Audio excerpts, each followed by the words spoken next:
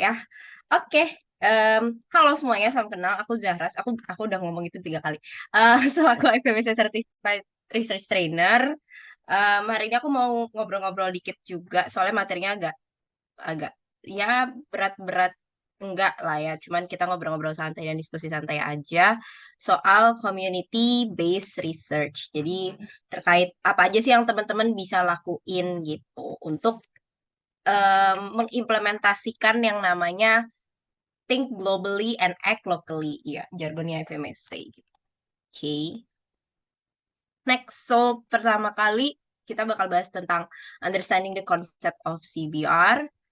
Nah, jadi CBR itu adalah sesuatu collaborative approach di mana researcher dan komunikasi lagi dan dan komunitas itu bekerja sama untuk mencapai suatu tujuan gitu, dan harapannya ini bisa lebih spesifik ke komunitasnya langsung gitu. Jadi kayak memang komunitas itu butuh apa atau lagi apa yang marak di sekitar lingkungan tersebut yang bisa mempengaruhi suatu komunitas gitu. Nah, kenapa sih kita melakukan CBR? Karena memang kita bisa menginfluence gimana caranya research itu bisa eh, mengim- eh, apa ya diimplementasikan langsung nih ke komunitas gitu, dan juga eh, biasanya kalau di CIMSA atau di FMEC itu segala sesuatu yang kita lakukan untuk komunitas itu selalu berbasis dengan policy documents kita gitu, ataupun policy commissionsnya. Nah, dan juga CBR ini sangat diperlukan untuk apa ya merasakan dampaknya secara langsung nih gitu. Biasanya kan teman-teman kalau misalnya masuk FK tuh pengen banget yang namanya, oh, pengmas nih, pengmas, aku pengen tensi-tensi ke em, komunitas dan lain sebagainya, itu kayak suka banget gitu. Nah, sama halnya dengan CBR, itu teman-teman bisa ngerasain langsung dampaknya, bisa berinteraksi langsung dengan masyarakat gitu. Jadi nggak cuman em, ada di clinical setting saja. Nah, ini yang akan kita bahas hari ini. That's why agak sedikit banyak. Cuman ya mostly aku akan ngasih example aja apa yang udah dilakukan di beberapa lokal ataupun yang ada di nasional kayak gitu. Jadi hari ini aku bagi menjadi 4, yaitu planning phase, project development phase, study execution phase, dan juga dissemination phase. Oke, yang pertama untuk planning phase. Nah, yang pertama nih ada identifying stakeholders. Jadi, ketika teman-teman mau melakukan suatu CBR, tentu saja teman-teman harus mencari komunitasnya dulu, gitu kan. CBR nggak harus selamanya berbentuk community development atau ComDev modelan CIMSA ya, tapi can be anything. That's one thing for sure. Dan komunitas itu tidak harus selamanya masyarakat gitu. Tetapi misalnya teman-teman ke mahasiswa kedokteran aja tuh itu merupakan suatu komunitas. Itu sesuatu yang perlu dicatat juga gitu. Ya. Nah, jadi pastiin dulu teman-teman aware gitu sama community leadersnya, sama orang-orang yang memang berpengaruh di komunitas tersebut gitu. Siapa yang jadi apa ya? Kayak sumber suara atau pengambil keputusan terhadap suatu komunitas. Itu adalah sesuatu yang seseorang yang perlu kalian tuju gitu. Misalnya kalau misalnya kalian mau melakukan em, intervensi terhadap suatu komunitas tentang misalnya bahayanya apa ya, misalnya ya, bahaya sosial media gitu misalnya. Kayak siapa sih orang pertama yang harus kalian influence? Gak bisa kalian langsung influence kayak ibu-ibu rumah tangganya gitu. Tapi kalau bisa carilah dulu community leadersnya, orang-orang yang didengar di dalam komunitas tersebut gitu. Barulah community membersnya, siapa yang memang bagian-bagian dari komunitas tersebut yang sekiranya bisa jadi eh, apa ya, kayak pelopor atau influence lebih banyak orang lagi dalam suatu komunitas tersebut untuk kalian lakukan intervensi gitu. Dan juga bisa untuk kolaborasi dengan other organization yang memang punya tujuan yang serupa gitu.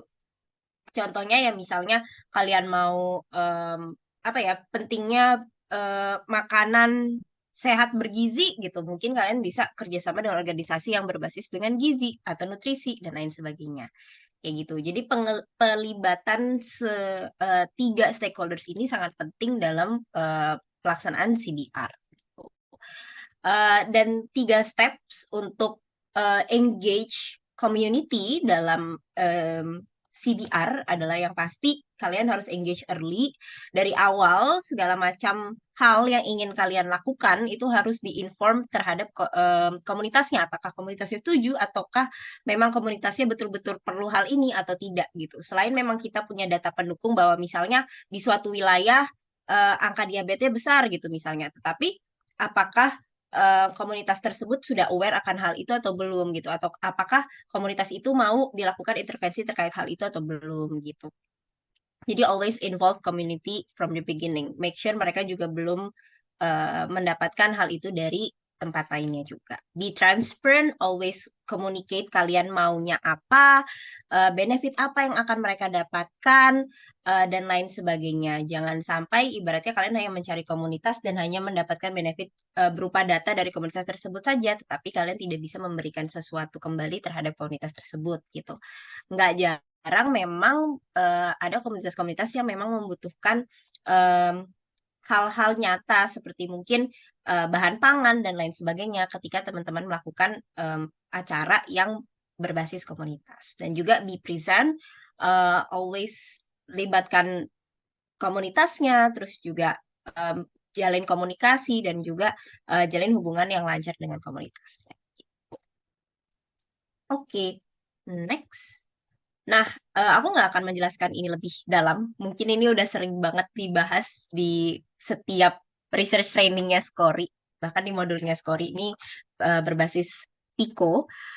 Jadi ketika teman-teman sudah menemukan komunitasnya dan menemukan problem dari suatu komunitas tersebut, teman-teman bisa membuat research questionnya berlandaskan Pico, yaitu population, intervention, comparison, dan outcome. Siapa sih targetnya, sespesifik apa? Misalnya RW 15, ibu-ibu PKK RW 15 gitu. Interventionnya apa? Apa yang akan kita lakukan gitu. Comparisonnya apa? Ya mungkin misalnya kalian melakukan pre-test, post-test ketika kalian melakukan intervensi, itu juga bisa gitu. Kemudian outcome-nya apa yang ingin diraih. Dan jangan lupa untuk mencantumkan pula inclusion criteria dan juga exclusion criteria dari research question yang kalian sudah buat. Dan selanjutnya masih dalam planning phase yaitu identifying outcome measures, yaitu dengan membuat hipotesis kira-kira hal apa aja yang ingin kalian capai dan juga untuk membuat smart indicator yaitu yang specific, measurable, achievable, relevant, dan time bound.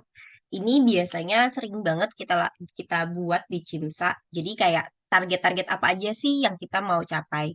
Misalnya peningkatan pengetahuan dari 20 eh, 20 orang misalnya atau 75% partisipan memahami atau mengerti eh, dan bisa menjawab benar dalam perbedaan pre dan post test. Jadi itu adalah suatu bentuk smart indicators dalam menentukan outcome.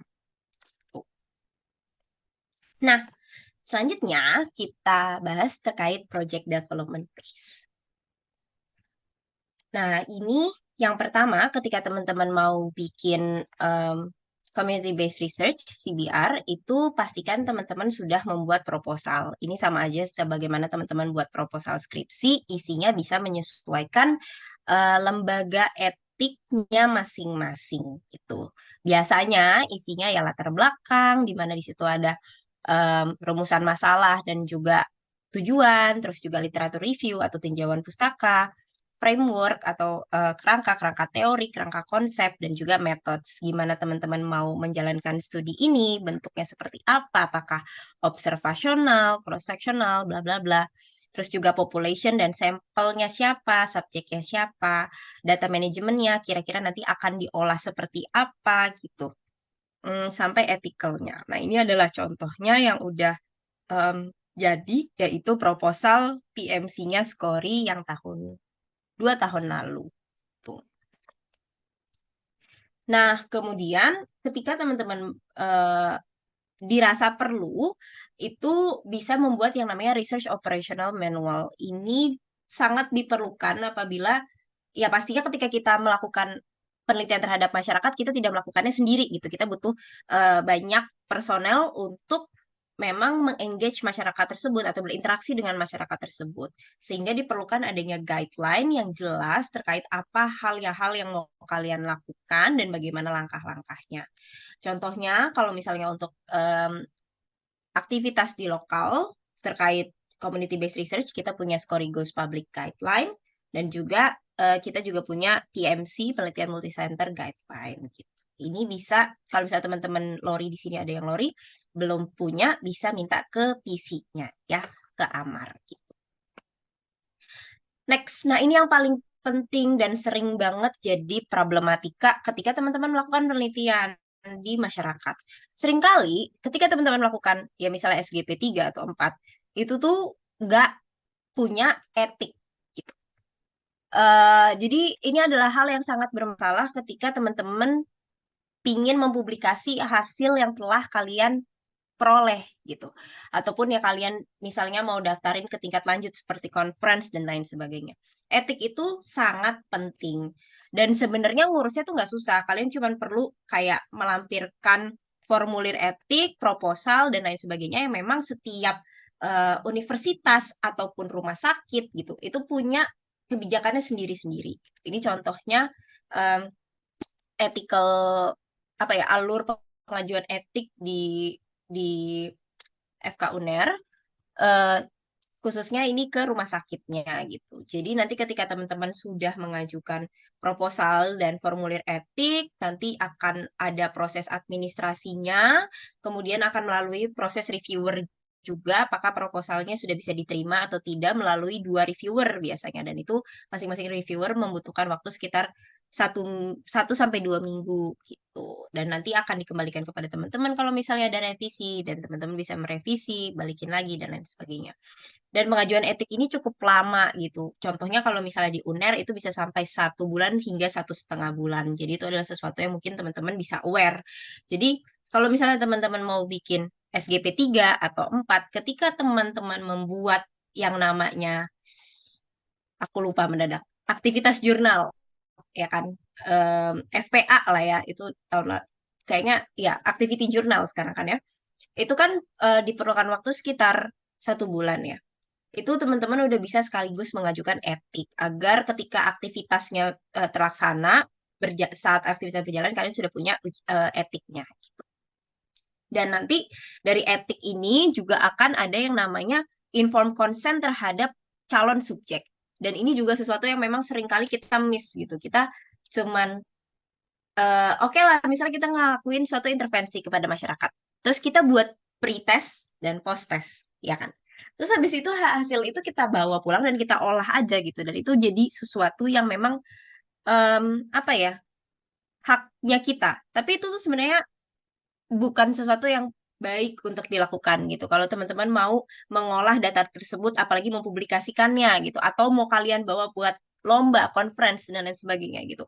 Make sure kalau teman-teman itu punya yang namanya informed consent. Kalian kalau ngelakuin anamnesis aja harus selalu ada informed consent ya kan, apalagi ya research yang memang disebarluaskan gitu. Jadi ini adalah hal-hal yang memang perlu untuk dilakukan. Nah, kemudian funding and grants application, ini juga beberapa hal yang bisa teman-teman lakuin setelah teman-teman punya proposal. Jadi ini contohnya yang udah ada dan udah terlaksana di Universitas Erlangga kemarin. Ini grants level universitas, teman-teman. Jadi ini level grants level universitas, bisa kalian buka di website-website universitas masing-masing, di IG universitasnya masing-masing juga. Ini contohnya UNER kemarin apply buat integration dan Global Action Project-nya dapat pendanaan yang cukup banyak, sekitar 30 jutaan kalau nggak salah. Dan itu bisa teman-teman apa ya, aware dan coba-coba untuk apply gitu. Karena memang yang namanya grants itu biasanya nggak langsung jeder dapet gitu. Tapi kayak emang ya kayak coba-nyoba sesuatu hal yang misalnya kalian bisa lakukan gitu. Jadi ketika teman-teman udah bikin activity journal atau FPA, teman-teman juga bisa membuat proposal penelitiannya sehingga teman-teman bisa langsung mengajukan ethics-nya dan juga untuk funding atau grants application. Nah, Eh, Selanjut kita masih ke project development phase. Ini dari tadi aku juga udah ngebahas soal ini. Kita akan masuk ke apa sih aktivitas Skori yang memang berbasis CBR gitu. Kalau di CIMSA sendiri, ketika kita melakukan planning terhadap suatu aktivitas, kita punya 4 step untuk everything gitu. Capacity building, research, activity, dan advokasi. 4 ranah inilah yang sebenarnya pengen kita kembangin lebih di Skori gitu. Oke. Nah, di mana kita punya yang namanya Skorigos Public nih. Jadi, kalau misalnya sekolah lain itu biasanya berbasis celebration atau mereka punya main campaign yang dilakukan ke em, lokal untuk wajib melakukan hal tersebut atau membahas topik tersebut gitu. Kalau di Skori itu kita punya namanya Skorigos Public dan ini berjalannya sepanjang tenurnya teman-teman. Jadi nggak meskipun kita punya research fair dan sebenarnya diharapkan saat research fair itu Skorigos Public teman-teman sudah selesai, tetapi nggak mesti gitu. Jadi emang Skorigos Public ini nggak terbatas waktu gitu. Nah, karena tujuannya dari kita membuat Skorigos Public ini adalah untuk meningkatkan knowledge dan juga melatih kemampuan kalian untuk melakukan research secara praktikal gitu. Dengan objektif di mana kita memang ingin membuat member-member kita lebih mengerti, member-member kita bisa berinteraksi dengan masyarakat, itu benar-benar ada di objektif proposalnya SGP. Terus juga mensupport SDGs 3 dan 4 dan juga CIMSA program Human Resources for Health dan juga harapannya kita bisa membawa karya kita untuk mempengaruhi higher stages gitu. Nah, dekan ataupun sampai ke misalnya apa ya kementerian-kementerian daerahnya teman-teman masing-masing, Kementerian Kesehatan daerahnya teman-teman masing-masing gitu. Yang diharapkan juga mereka bisa membantu kita dalam proyek-proyek kita ke depannya. Karena yang namanya research itu selalu butuh supervisor ataupun pendanaan dan lain sebagainya. Nah, jadi kita punya 4 level Skorigos Public. Yang pertama itu training for member, itu wajib banget untuk teman-teman lakuin. Yang kedua itu training untuk medical students atau public terkait research. Em, Tetapi SGP level 1 itu nggak boleh dilupain. Jadi ketika misalnya teman-teman mau buat langsung SGP level 2, misalnya teman-teman main eventnya mau training itu terbuka untuk medical students di luar member dan juga untuk public, misalnya untuk mahasiswa rumpun ilmu kesehatan lainnya gitu. Itu teman-teman harus aware kalau misalnya training for membernya bisa teman-teman jadiin acara di pre-eventnya gitu. Jadi itu nggak boleh terlepas untuk memang training spesifik untuk member kalian gitu. Kemudian di SGP level 3 itu ada University Level Research, jadi penelitian di tingkat universitas atau fakultas. Dan juga SGP level 4-nya ada Community Level Research gitu. Jadi teman-teman bisa melakukan SGP level 1 dan 2 dan SGP level 3 atau 4. Dengan catatan di mana sebenarnya dari Skori, karena kita tidak memiliki fokus pembahasan topik tertentu, harapannya ketika teman-teman melakukan XGP 3 dan 4, teman-teman bisa kolaborasi dengan sko-sko lain gitu. Ini adalah enaknya kita sebagai sko yang berbasis sumber daya manusia gitu. Jadi misalnya nih teman-teman pengen lakuin penelitian tentang diabetes, ya udah teman-teman bisa misalnya dengan Hari Gizi Nasionalnya SKOF gitu. Teman-teman mau penelitian tentang kanker serviks ya teman-teman bisa ikut WAD-nya Skora atau apa BCAM-nya Skora gitu. Sehingga ketika teman-teman melakukan intervensi kepada masyarakat, teman-teman bisa lebih fokus terhadap research-nya gitu. Like I said, pengajuan etik, grants itu sesuatu yang perlu proses juga. Penulisan itu sesuatu yang memang perlu tenaga juga gitu. Nggak harus teman-teman yang melakukan intervensinya langsung kepada masyarakat. Nggak harus teman-teman yang apa ya mengajarkan tentang diabetes ke masyarakat gitu. Jadi bisa kolaborasi antar sko. Teman-teman bisa mengolah hasil pre-post testnya juga agar lebih mudah. Gitu. Nah, output yang diharapkan dari SGP ini itu adanya scientific abstract. Ini tuh wajib banget di tenor ini untuk teman-teman punya scientific abstract. berupa background, methods, result, discussion, conclusion, recommendation. Um, Output lain yang bisa teman-teman lakuin itu scientific poster hingga scientific publication, di mana scientific publication itu highest form of output yang bisa teman-teman lakukan. Dan juga teman-teman bisa melakukan social media publication. Tapi menurutku kita udah terlalu sering ya melakukan social media publications, dan sebenarnya itu hal yang terlalu sederhana dan kurang begitu impactful terhadap memang apa yang udah kita lakuin gitu. Apalagi it's really sad to see kalau misalnya ada lokal yang memang udah bolak-balik ngambil data ke masyarakat. Waktu itu mereka ngambil data apa ya? Ada satu lokal yang benar-benar bolak-balik kayak setiap 2 minggu sekali itu ngambil data ke masyarakat, dan hasil akhirnya cuma social media publication karena mereka nggak punya landasan etik gitu, dan itu sangat sayang sekali gitu. Kenapa harapannya teman-teman bisa bikin scientific abstract? Karena eh, nggak hanya berhenti di sini aja gitu. Nanti kita akan bahas di pembahasan yang terakhir. Oke.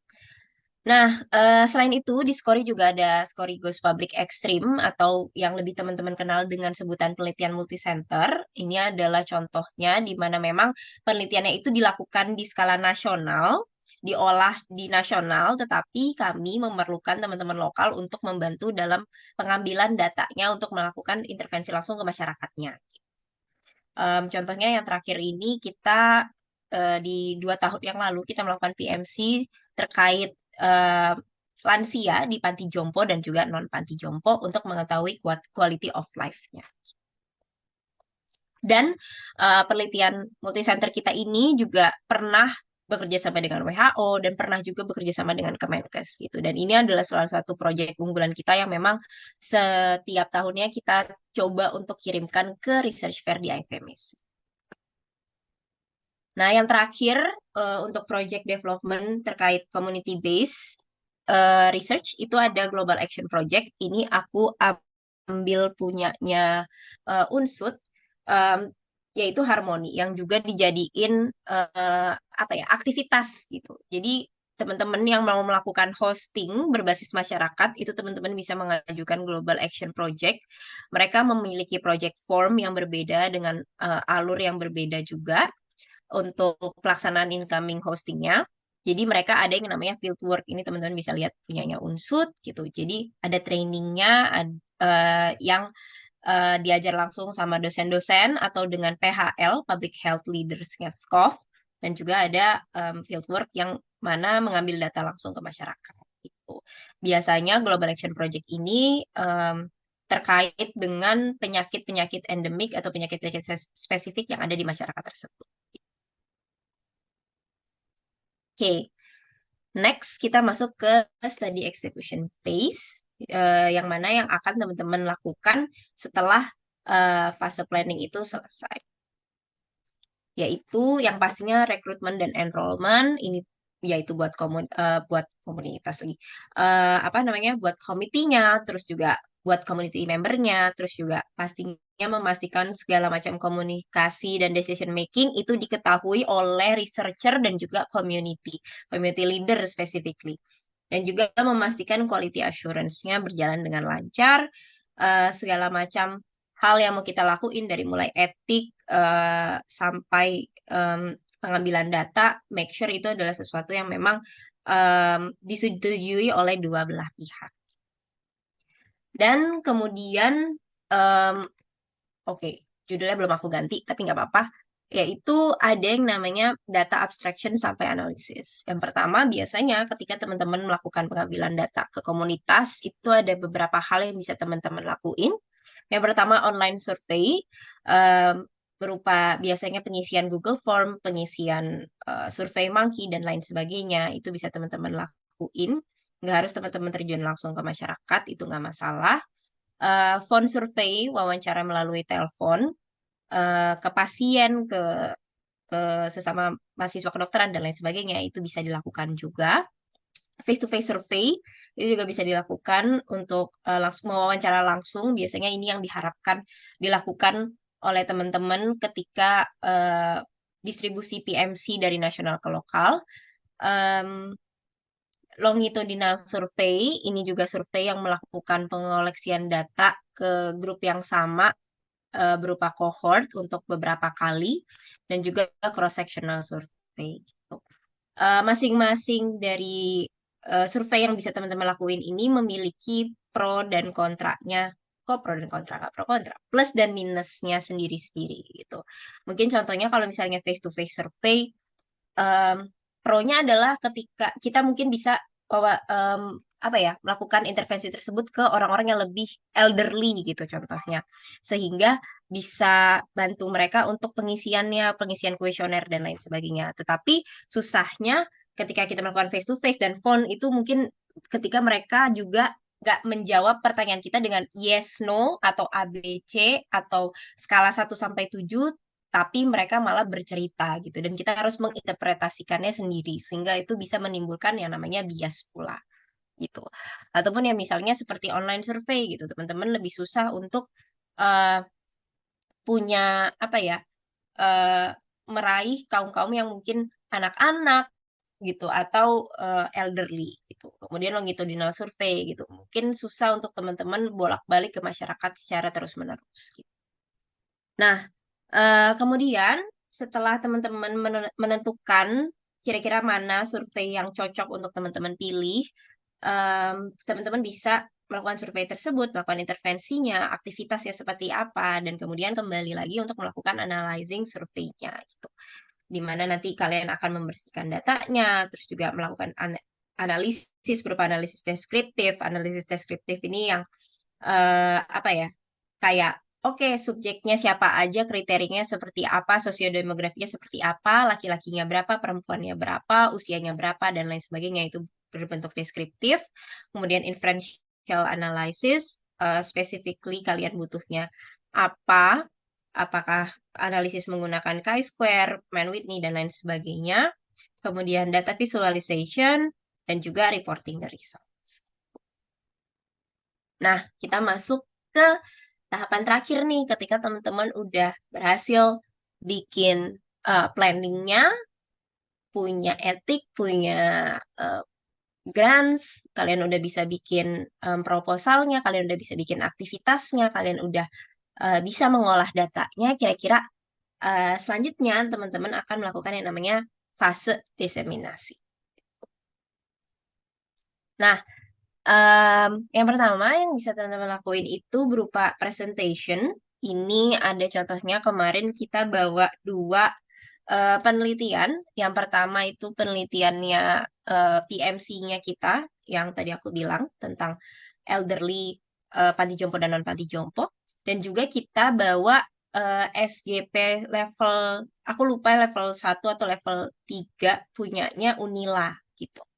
Itu kita presentasiin. Jadi untuk teman-teman yang membuat SGP, kalau misalnya ada research fair yang buka atau activity enrollment yang buka, kalian sangat disarankan untuk bisa kerjasama dengan project coordinator di lokal masing-masing untuk enroll aktivitas tersebut gitu.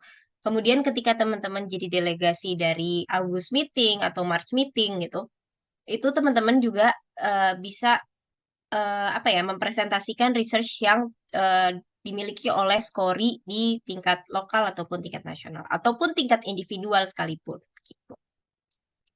Dan di luar dari itu sangat bisa dilakukan juga untuk teman-teman em, yang apa ya, untuk teman-teman coba apply ke either conference ataupun lomba-lomba level universitas, level level universitas, level apa, asosiasi gitu, untuk bisa kalian coba apply SGP-nya kalian. Contohnya lagi Unila itu kalau nggak salah juga di-apply ke Atma Jaya dan juga mereka coba masukin ke conference medical education di Malaysia gitu. Correct me if I'm wrong ya. Tapi mereka sekarang lagi di Malaysia untuk em, lomba terkait SGP-nya mereka.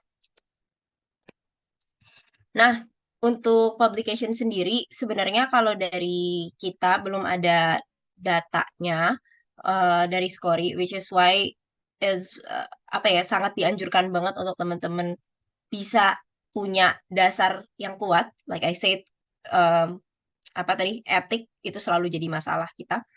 Ini adalah publication yang dilakukan oleh IFMSC terkait Research Education in Medical Curricula. Ini kolaborasi antara SCORI dan juga SCOMIA, tapi mainly di SCORI-nya. Kemudian ini juga ada sosial media. Ini aku ambil contoh dari UNAN yang udah melakukan report terhadap penelitiannya mereka di sosial media gitu. Nah, biasanya lokal-lokal kita tuh cuman sampai sini aja gitu, tapi ini tuh sayang banget gitu. Padahal ya like I said UNAN punya chi-square test dan pengolahan data lainnya yang mana ya sebenarnya bisa gitu untuk dipublikasi. Bahkan nggak sampai apa ya, nggak harus kalian ngejar international publication publikasi pun nggak masalah gitu. Karena mungkin di beberapa universitas juga kalian diwajibkan untuk melakukan publikasi gitu. Dan yang terakhir adalah sesuatu yang masih jarang banget atau mungkin ya bisa dibilang belum pernah kita sentuh, yaitu advokasi gitu. Dimana ya sebenarnya ketika kita melakukan publikasi terhadap research, apa sih yang kita harapin gitu? Apa sih yang memang kita mau capai gitu? Apakah memang kita mau mengambil suatu komunitas aja untuk menjadi sampel untuk menjadi apa ya, sampel agar komunitas tersebut bisa lebih baik lagi atau memperbaiki dirinya, atau memang kita bisa menjadikan komunitas tersebut sampel bagi komunitas lainnya untuk menerapkan hal yang sama gitu. Sesuatu yang bisa kita lakukan itu adalah advocacy, di mana CIMSA punya policy documents yang berisi tentang concern dan stances kebijakan kita, pendirian kita terhadap suatu isu gitu. Dan policy documents ini ditujukan kepada masyarakat, kepada stakeholders, kepada government organizations dan organizations lainnya, dan juga kepada sesama pemuda untuk apa sih yang bisa masing-masing dari mereka ambil peran terhadap isu ini. Untuk SCORI, memang apa namanya, policy documents kita cuma dua, yaitu akses untuk penelitian dan edukasi penelitian, dan juga bioetik.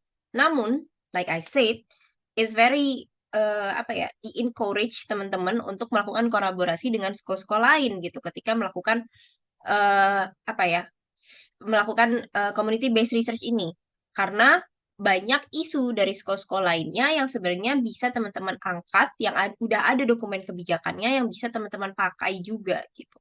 Contohnya, kalau aku nggak salah ya, aku pernah dengar cerita temenku itu di USK juga, aku agak lupa apakah pap smear, kalau nggak salah pap smear atau vaksin vaksin yang buat HPV gitu.